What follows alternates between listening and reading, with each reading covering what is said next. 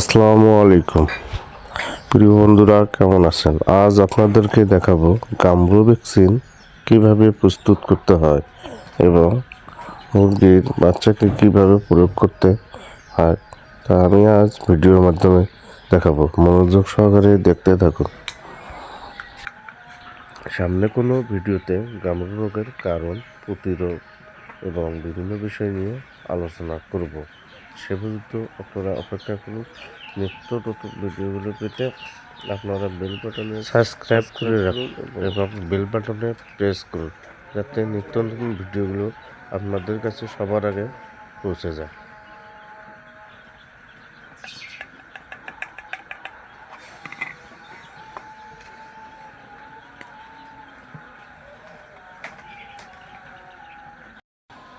ওই চিহ্নটা